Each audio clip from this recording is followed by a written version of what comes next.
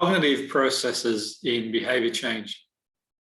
Before we delve into the mechanisms of cognitive processes in behavior change and how those are applied in cognitive behavioral therapy approaches, it is necessary to discuss cognitive distortions and put them in the framework of modern cognitive psychology and its development.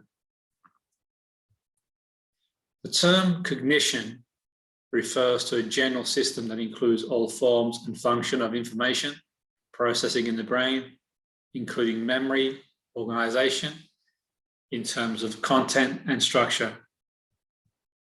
In particular, in information processing terms, according to Ward and Beach, 2008, page 115, individual differences in experience and behavior viewed as resulting from differences in information stored and organizing long-term memory and in how this stored information biases individuals' attention, encoding, and retrieval. Put in other words, based on their life experiences, people organize information in a framework of highly associated content. On the one hand, to make meaning of new objects and events, and on the other, to anticipate and determine the most appropriate response when something similar is encountered later on. These frameworks of content are referred to as schemata, which therefore provide a view of the world and others in relation to self that is based on expected and perceived interpretations rather than objective reality.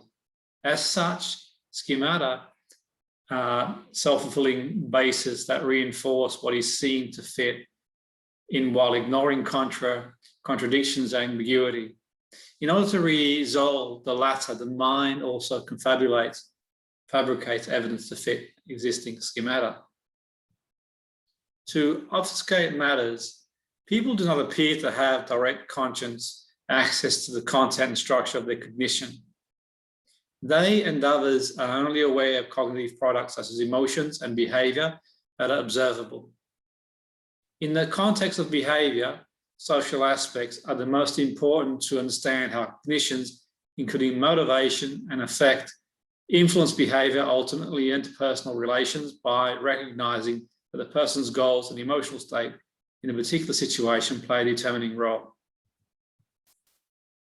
In the context of behavior, social aspects are the most important to understand how cognitions, including motivation and affect, influence behavior and ultimately interpersonal relations by recognizing that a person's goals and emotional state in a particular situation play a determining role. Most of the cognitive processes happen automatically and therefore lack intent and awareness for the most part. Even more so, core belief schemata that are developed for experiences produce justifications, perceptions, and judgments to rationalize behavior, even when it is considered maladaptive.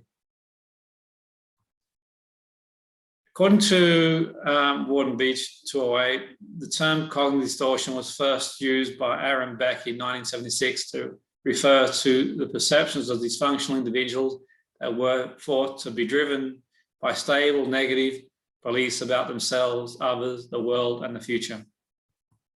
If we consider behavior as the product of learning, in particular operant and responding conditioning, which is the process whereby schemata develop in the context characteristics of biological inheritance and ecological niche environmental factors.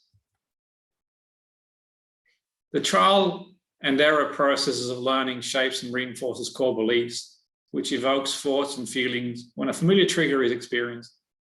Where behavior therapy is only concerned with behavioral outcomes, cognitive behavioral therapy also explore and address cognitive processes that underlie behavior.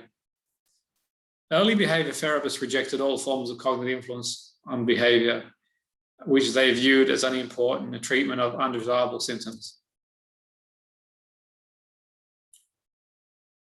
Pragan and Amaroff, 2004, page 110.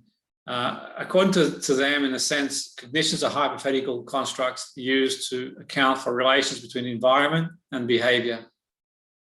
Instead, cognitive therapists saw cognition as an integral part of behavior therapy that should be accounted for in therapy and methodology of any therapy that attempt to modify behavior. According to cognitive therapy, many of these functions that are associated with conditions such as depression, aggression, and anxiety result from activation of schemata, such as cognitive patterns, that compel an individual to view their situation in a maladaptive, idiosyncratic, negative way. So in the diagram we saw earlier, such a view about the self, others, and the world referred to as cognitive triad. The cognitive triad remains active in inflicted persons as they subconsciously select and interpret experiences in a subjective and biased way by focusing on negative, overgeneralizing, employing dichotomous, mutually exclusive, all or nothing thinking and catastrophizing. Negative interpretations are reinforced even when plausible positive explanations are readily apparent. Negative views of the self, future, and personal world tend to relate directly to depressed mood, anxiety, hopelessness, dependency, and avoidance.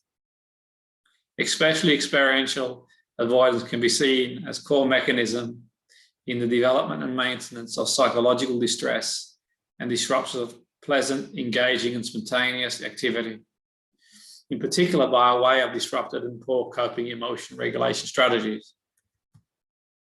It is only by identifying these automatic negative evaluations or thoughts, cognitions that distressed individuals have about the world, self, others, and future that enable diagnosis, assessment, and treatment of their condition. Cognitive processes, most of which are subconscious and automatic, are undeniably and definitively linked to behavior. And when conditions are rooted in dysfunctional core beliefs, dysfunctional and irrational behavior is typically the result. It is only by breaking the external reinforcement by subconscious justification of the ongoing dysfunctional behavior that the functional alternatives can be developed and explored. Many modern cognitive behavioral therapies have proven to be effective in achieving this objective by identifying and targeting specific distorted cognitions to effect a longer lasting behavioral change. Three such examples are schema therapy, acceptance and commitment therapy, and mode deactivation therapy. These approaches utilize the principles of automatic idiosyncratic cognitions that produce maladaptive behavior, accept these unconditionally as reasonable responses to a client's personal life experience and create awareness of their presence and influence. Thereby, clients are more open to explore and enact functional, positive, alternative beliefs. Although it is a slow and systematic process to realign dysfunctional beliefs and cognitions, the approach have proven effective and durable in improving and changing the behavior of clients by addressing their conditions and underlying beliefs in top-down approach. In summary, today's lecture, cognitive distortions are learned by observation, classical conditioning process, where they are repeatedly paired with distress-related arousal and operant learning. When they're negatively reinforced, because they alleviate unpleasant thoughts and feelings. These processes are organized in schemata and automatically activated when a trigger is encountered, often resulting in what could be considered as irrational behavior. Any questions, guys? Any questions?